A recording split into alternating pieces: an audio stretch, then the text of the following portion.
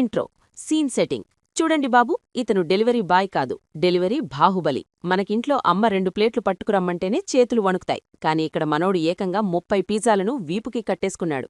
అసలది వీపునా లేక పిజ్జా డబ్బాలతో కట్టిన అపార్ట్మెంటా? ఆ గాలికవి పడిపోకుండా ఉండటం చూస్తుంటే గ్రావిటీ కూడా ఇతన్ని చూసి షాక్ అవుతోంది. కింద చూస్తే చక్రాలు, వీపును చూస్తే పిజ్జాలు. ఇతను గనుక ఒలింపిక్స్కి వెళ్తే గోల్డ్ మెడల్తో పాటు ఒక ఫ్యామిలీ ప్యాక్ పిజ్జా కూడా పట్టుకొచ్చేస్తాడు. రోడ్డు మీద వెళ్తున్న కార్లన్నీ సైడిచ్చేస్తున్నాయి. ఎందుకంటే పొరపాటున టచ్ అయితే అక్కడ పిజ్జా వర్షం కురుస్తుంది. మనోడికి ఇన్సూరెన్స్ వర్తించదు. మధ్యలో ఆ మలుపులు చూడండి, అచ్చం ఫార్ములా 1 రేసర్లాగా కట్ చేస్తున్నాడు. బ్రదర్, పిజ్జా డెలివరీ చేయమన్నాడు కానీ గాల్లో విమానం నడపమని చెప్పలేదు కదా. వీడియో చూసిన నెటిజన్లు 2 రకాలుగా విడిపోయారు. ఒకరు వామ్మో ఏంటా స్కిల్ అంటున్నారు. ఇంకొకరు అయ్యా కింద ఉన్న పిజ్జా పరిస్థితేంటి, అది పిజ్జాలా ఉంటుందా లేక చపాతీ ముక్కలా మారిపోతుందా అని టెన్షన్ పడుతున్నారు.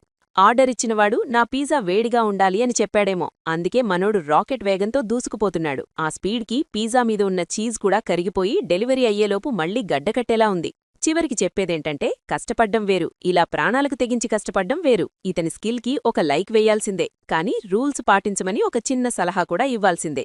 ఒకవేళ మీరు ఆర్డర్ ఇస్తే పిజ్జా ఇలా ఫ్లయింగ్ మోడ్లో రావాలా లేక నెమ్మదిగా రావాలా? కమెంట్ చేయండి.